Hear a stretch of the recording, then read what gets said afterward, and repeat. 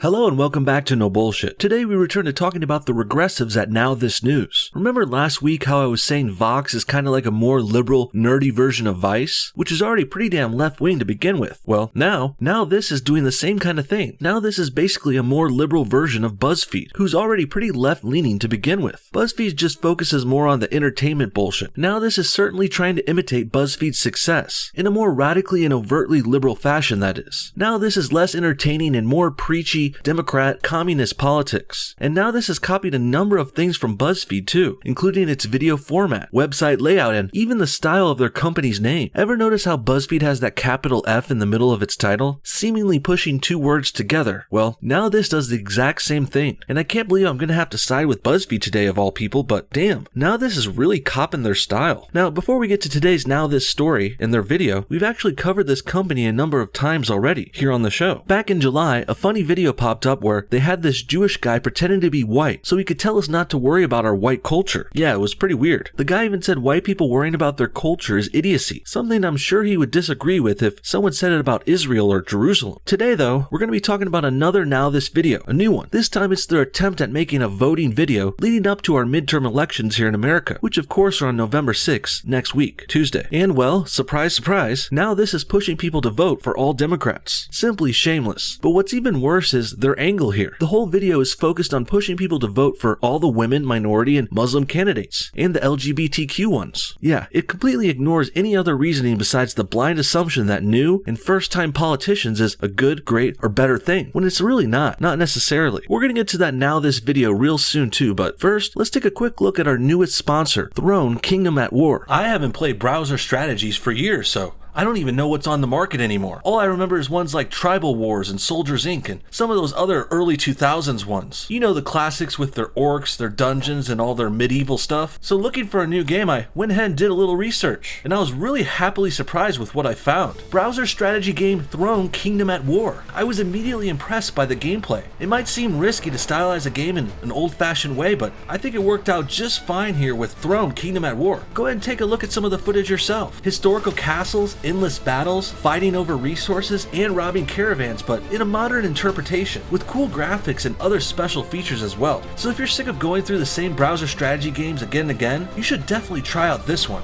Make sure you join Throne by using my link in the description below this video, and you'll get a special bonus. Using that link will give you 1-day VIP access, which is a good boost to get you rolling. Great, now that that's out of the way, let's jump right into the Now This video. It's called The First of 2018 Midterms Help Make History. Check this bullshit out. You've heard it before. We have the chance to make history in 2018. Despite that whole thing that happened in 2016.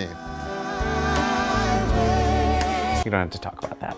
I'm gonna pause it right there. Everyone watching, please say hello to this thing on the screen. Apparently the only white guy working at Now This looks like a gay version of Roger Klotz from Doug. Regardless, I also want to make one more style note before we move on. Now This videos are always small and annoying to watch on YouTube because they make them square for other platforms like Facebook and Twitter. Then Now This lazily re-uploads those videos to their failing YouTube channel, which gets shit views and ratings too. And they barely have 90,000 subs, which is not very much for a big multi-million-dollar company like them. I get the feeling Now This might go down soon too, especially if these shitty numbers keep up. Pretty soon they'll be the next .mic or Seriously.tv, both of which are liberal companies that failed a few years back. Every time a company tries these liberal internet shilling bits, it never works out. I think it's time the liberals face it. This kind of lefty bullshit just doesn't sell, and no one wants to watch it. And this isn't some baseless dramatic rant. Just look for yourself.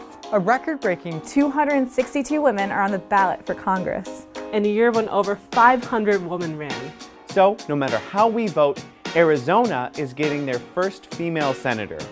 And it's looking pretty certain America will see its first Muslim woman in Congress. That's cool. Firsts are fine to look at and all, but I think people should be more interested in what these politicians actually do and what policies they want to enact. A person's track record and personal history is much more valuable information for would-be voters to consider. I personally could care less what color or creed or who a political candidate is having sex with, but I guess Now This can't look any further than skin deep here. They're judging books by their covers, essentially, and that's why if people listen to them, we're going to get a bunch of shitty and corrupt Democratic politicians. The other thing we should be asking ourselves here is, why are all these first is happening now anyway? And more importantly, is this trend actually for the better? These are the burning questions this video brings up to me. That and, do you think NowThis would be this excited about these minorities running if they weren't all Democrats? Because I'm pretty sure they wouldn't be supporting them otherwise. In fact, being left-wingers is the only reason NowThis is really supporting any of these candidates. They just came up with this bit of, oh my god, look at all the first and minorities afterwards, as a way to sell their pitch to other naive voters. It's truly a disgusting display of identity politics at its worst. This is like watching a trailer for Identity Politics, the movie, and all I gotta say is, I know I'm not buying any tickets to it. If Jackie Rosen beats Senator Dean Heller, look, he wants to remain a senator, doesn't he? Both of Nevada's senators will be women.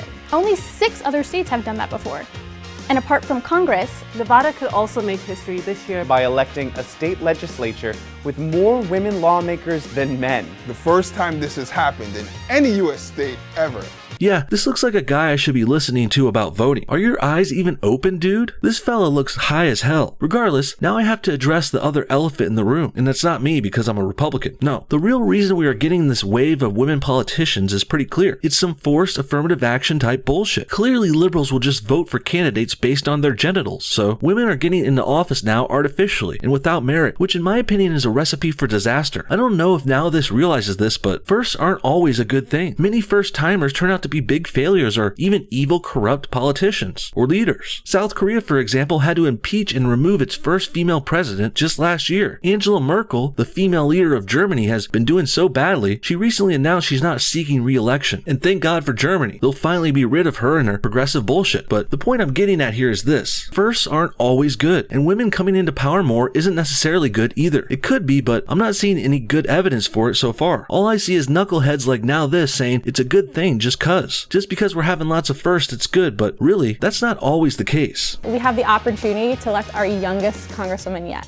There's Alexandria Ocasio-Cortez in New York. She's looking at herself on television right now. She'll be 29. and Abby Finkenauer in Iowa. Also 29. There's also the ridiculously overachieving Kaylin Haywood, who's set to become America's youngest state legislator at the age of 19. Okay, slow down. I already thought those 29-year-olds were a little young, but 19? What the hell does this kid know about politics anyway? Come on now, this. The younger the candidate is doesn't make them better. In fact, it makes them worse. We want older politicians so they have more experience. And again, this is completely ignoring what the kids are saying and doing. The first person they mentioned here was Alexandria Ocasio-Cortez, and she's a goddamn idiot. I really don't think we should be electing ditzy girls who were just waiting tables less than a year ago. We're not trying to get into the Guinness Book of Records for the youngest politician ever, so quit pretending this is a good thing when it's really not. Anyway, Texas, which is 40% Latinx, Has never had a Latina member of Congress. but that looks set to change with Veronica Escobar. Anyone who uses the word Latinx in a serious fashion deserves to be ridiculed and laughed out of a room. Just call them Hispanic or Mexican or Latin, like what normal people would say. Latinx is just a fake made-up SJW word they use to try and virtue signal and pretend they're being all open and inclusive, when in reality, even actual Spanish-speaking people, they don't even like the term Latinx themselves. So why should we listen to rich, out-of-touch liberals from New York City who want to call Latinx people something they're not? In fact, More than 400 openly LGBTQ people ran for office this year. and at least 244 of them are still in the race. I'm too excited. I gotta slow down. Oh, did we mention Kirsten Sinema could be our first openly bisexual senator? or that Alexandra Chandler of Massachusetts could be the first openly transgender congressperson? Well, I think there's more LGBTQ, bisexual, and trans politicians now because it's really trendy with progressives. Also, much like how I said about women, liberals will also vote for gay people just cuz. So it makes sense that more people would claim to be gay now. It gets them votes. Now, I'm not saying they're all faking it either, but you gotta admit, it does seem kind of opportunistic. I mean, who cares if you're a bisexual chick anyway? A girl saying they're bisexual really means nothing. But now this still brings it up in this video because a politician brought it up to get votes. Kinda reminds me of Pocahontas now that I think of it. Elizabeth Warren wasn't pretending to be gay, but she was faking her minority status. Minority, LGBTQ, and Muslims are what's in fashion on the left nowadays because screw white people, am I right? And if Stacey Abrams wins, She'll be America's first ever black Woman governor. Woo! Christine Hallquist could be America's first transgender governor. And Paulette Jordan could be America's first Native American governor. Still no talk of any policies or relevant voting information whatsoever. NowThis wants you to vote for Democrats because they're minorities who are gay and Muslim. That's it. Vote for these people because of traits they were born with, without even trying to talk about their ideas or policies. It's basically like picking a movie to watch based on its title alone. No pictures or poster or story synopsis or anything. You gotta pick based on the title, and then you're stuck with that movie for the next hour or two. Much like how these voters could be stuck with these dumb politicians for years. All because they voted based on tribalistic preferences to certain colors and sexualities. And yes, We've seen the largest number of Muslim American candidates Since before 9/11. My people.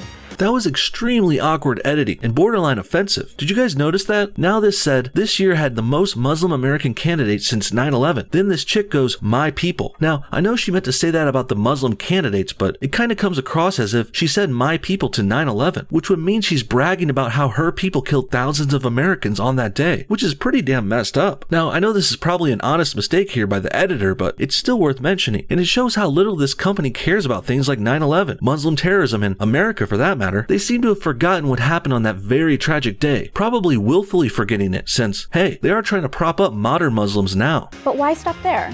We can't undo 2016. Ooh, I know we've all tried.